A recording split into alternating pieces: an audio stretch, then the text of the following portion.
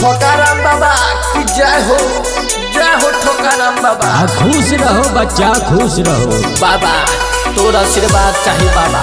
छौरी सब नहीं पाते से बाबा, जवानी झड़ झड़ कर गिरे बाबा। रुको बच्चा, सब निवारण है ठोकाराम बाबा के पास। क्या समस्या है बोलो। ता बाबा आंख मुनिए मेरा बात सुनिए। कभी दिन और हम रहबै कुमार हो, लागे नहीं छै हमारा कोनो जोगार हो। बाबा देखन हो। कभी दिन और हम रहबै कुमार हो, लागे नहीं छै हमारा कोनो जोगार हो। लागे जवानी रवे बीततै, लागे जवानी रवे बीततै। बाबा देख हमर हाथ छौरी कहिया पटतै। बाबा देख हमर हाथ छौरी कहिया पटतै। हमर माथावा के गढ़ बाबा के ना कटतै। बाबा देख हमर हाथ छौरी कहिया पटतै।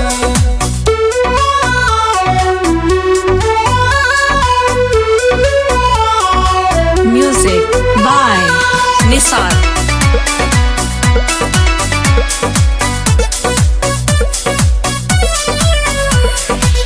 रुक बाबू रुक, हमारा देख दे पतरा, हमारा तला गई छोई में खतरा। ए बाबा तनी जल्दी लगन लगावा लगन। रुक बाबू रुक, हमारा देख दे पतरा, हमारा तला गई छोई में खतरा। ठोकाराम बाबा नहीं ना बोला हो, तुम्हारा जादू मंत्र हमर किस्मत खोला हो। होठ से होठ हमर कहिया सततै। बाबा देख हमर हाथ छौरी कहिया पटतै। एन्ने आवा बाबा, साइड में आवा प्लीज। बच्चा रुक जाओ भी।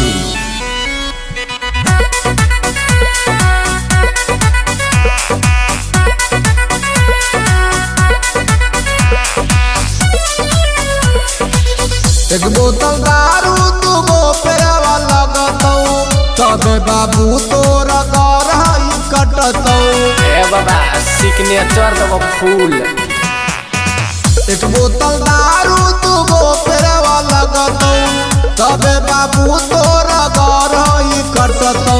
दारू सारू बियर सियर सब देबा हो, कि छौरी अमर पाली जेना हम लेबा हो।